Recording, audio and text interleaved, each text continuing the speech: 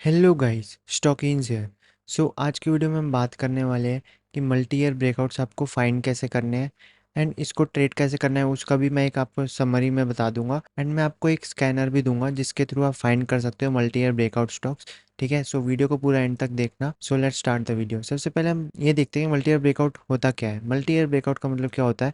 कोई भी स्टॉक मान लो बहुत टाइम से कंसोलिडेट कर रहा था, minimum 2 to 3 years, one two 2 year ऐसा भी आप बोल सकते हो, बट मिनिमम 2 ईयर्स बोल सकते हो मल्टी ईयर के लिए, या फिर 1 ईयर ब्रेकआउट भी है तो भी एक अच्छी चीज़ है कि वो बहुत टाइम बाद स्टॉक यहाँ पे ऊपर आएगा एंड ब्रेकआउट देगा। ठीक है, अब इसमें क्या क्या चीज़ें होती है? सबसे पहले आप बोल सकते हो कि एक टर्न अराउंड भी हुआ है। अगर आप परफेक्ट मल्टी ईयर ब्रेकआउट बोलोगे तो मिनिमम 2 ईयर्स ब्रेकआउट होगा वो।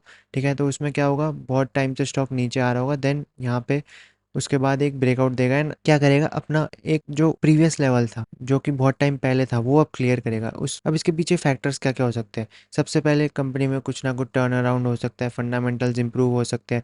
वो सब हमें जाके देखने की ज़रूरत नहीं है, वो हमें चार्ट ही बता देगा कि अगर प्राइस ऊपर आ रहा है इतने टाइम बाद, ठीक है, इतने सालों बाद ऊपर आ रहा है, इतने महीने बाद ऊपर आ रहा है एंड उसमें वॉल्यूम्स भी है, ठीक है, बड़ी बड़ी वॉल्यूम्स आ रही है, तो डैट मीन्स कंपनी में कोई टर्न अराउंड हो रहा है। ये हमारा फर्स्ट पॉइंट हो गया। ठीक है, फर्स्ट स्ट्रॉन्ग पॉइंट हो गया। देन सेकंड बेनिफिट क्या हो सकता है मल्टी ईयर ब्रेकआउट का, कि ये जो ओवरहेड सप्लाई होती है कितनी भी पुरानी हो सकती है, बट एक काइंड ऑफ सप्लाई होती है ये। ठीक है, उतनी मैटर नहीं करती अगर आपकी 2 साल से ज़्यादा पुरानी सप्लाई है तो, बट एक बोल सकते हैं कि जो ऑल टाइम हाई होता है स्टॉक का, या 52 वीक हाई होता है, या फिर एक पॉइंट होता है जहाँ से सप्लाई आ रखी होती है, तो वो क्लियर हो जाता है। तो यहाँ पे क्या होता है, मान लो यहाँ पे स्टॉक का प्राइस था 100, देन यहाँ पे स्टॉक गया 50, देन वापस 80 आया, देन वापस 100 आया। अब इसके ऊपर क्या होगा, पूरी सप्लाई क्लियर हो जाएगी जैसे ही 100 के ऊपर वापस आएगा। ठीक है, एंड उसके बाद क्या होता है, फिर कोई आपके पास ओवरहेड रेजिस्टेंस नहीं होता, तो उसके बाद क्या करता है, स्टॉक क्लीन मूव देता है। ठीक है, तो मल्टी ईयर ब्रेकआउट का ये फ़ायदा होता है। अब हम देखते हैं कि मल्टी ईयर ब्रेकआउट्स आपको फाइंड कैसे करने हैं। सबसे पहले ये एक स्कैनर है, इसके थ्रू आप फाइंड कर सकते हो मल्टी ईयर ब्रेकआउट। अब इसमें हम स्टॉक्स देखें तो अराउंड 20 to 30 आ रहे हैं एंड एवरेज भी 30 to 40 आते हैं। अच्छे मार्केट में और ज़्यादा आ सकते हैं। अब आपको इसमें क्या करना है, इस स्कैनर का लिंक मैं आपको डिस्क्रिप्शन में एंड कमेंट बॉक्स में दे दूंगा, तो आप वहाँ से जाके चेक कर सकते हो।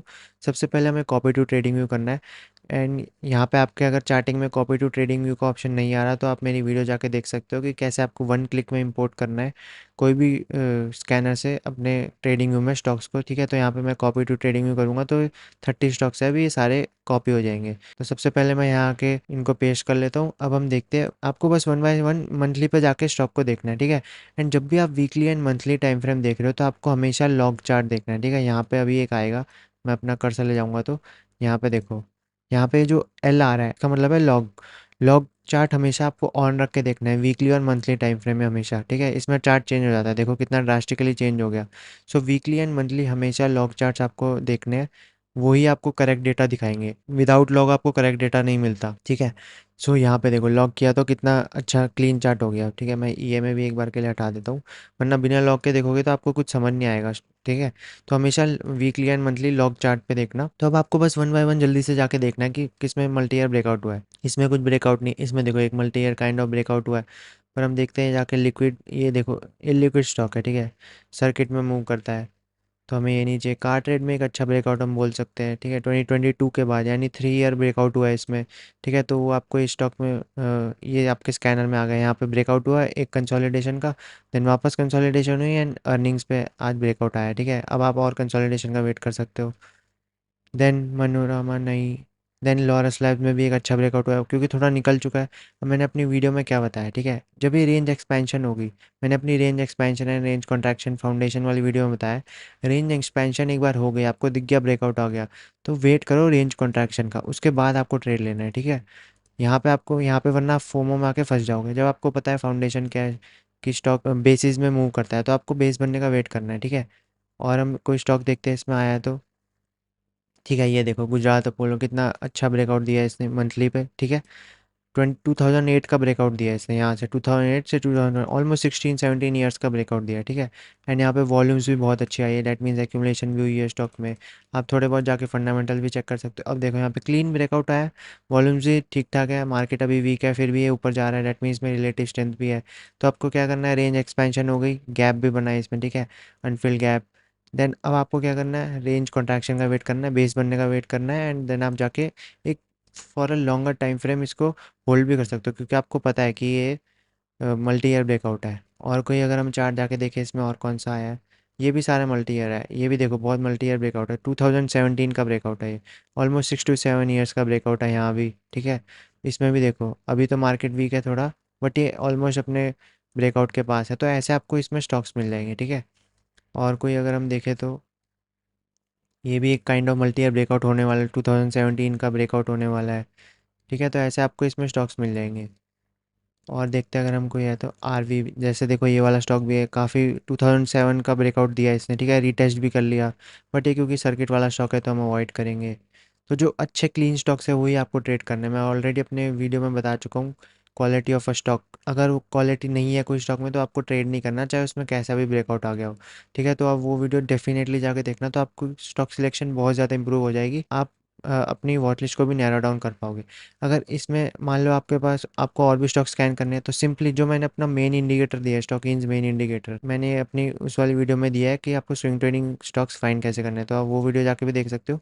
इसमें हमारा फिल्टर है कि 20% विद इन 52 वीक हाइस हमें स्टॉक चाहिए। यहाँ पे मैं इसको 0.95 कर दूंगा, तो वही स्टॉक्स आएंगे जो विद इन 5% रेंज हो 52 वीक हाई से। जैसे मान लो ये स्टॉक का 52 वीक हाई यहाँ पे है, ठीक है। अब ये स्टॉक क्या कर रहा है, सिर्फ 5% नीचे है अपने 52 वीक हाई से, तो मान लो ये यहाँ कहीं ट्रेड कर रहा होगा, एंड थोड़ा सा भी इसमें बाइंग वगैरह आएगी तो इसमें एक ब्रेकआउट आ जाएगा 52 वीक हाई का। तो इसलिए हमने यहाँ पे ये फिल्टर लगा दिया कि 52 वीक हाइस के विद इन 5% रेंज हो। आप ई एम आई से ऑफ कर सकते हो अगर आपको ऑफ करनी है, ई एम आई से मैटर नहीं करता, बस आपको 52 वीक हाइस वाले स्टॉक्स चाहिए, यहाँ पे आप जाके ऐड कर सकते हो, ठीक है। तो यहाँ पे अगर आप ऐड करोगे तो इसमें भी आपको कुछ ना कुछ स्टॉक्स देखने को मिल जाएंगे। देखो ऑलमोस्ट थोड़े बहुत वो वाले स्टॉक्स भी आ रहे हैं, एंड अगर आप जाके देखोगे तो ये देखो, जैसे डेटा मैट्रिक्स में अगर हम मंथली पे आपको छोटा दिख रहा होगा, बट वीकली पे देखो बहुत अच्छी कंसोलिडेशन का ब्रेकआउट आया है, ठीक है। ऑलमोस्ट 2023 से 2025, ठीक है, ऑलमोस्ट 2 ईयर्स। देन आप रेंज एक्सपेंशन हो गई, अब आपको रेंज कॉन्ट्रैक्शन का वेट करना है।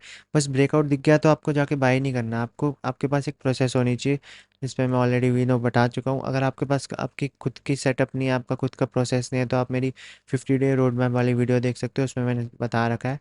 एंड स्टॉक को कैसे सिलेक्ट करना है उस पर भी मैं वीडियो बना चुका हूँ, क्वालिटी ऑफ स्टॉक की, आप वो वीडियो जाके देख सकते हो। तो इस स्कैनर्स के थ्रू आपको ब्रेकआउट स्टॉक्स मिल जाएंगे, मल्टी ईयर ब्रेकआउट स्टॉक। उसके बाद आपको कैसे ट्रेड करना है उस पर मैं ऑलरेडी वीडियोस बहुत सारी बना चुका हूँ, ठीक है। आप मेरे यहाँ पे चैनल पे जाके देख सकते हो, लर्न 50 डे ट्रेडिंग, अगर आपके पास कोई सिस्टम नहीं है, प्रोसेस नहीं है, ठीक है।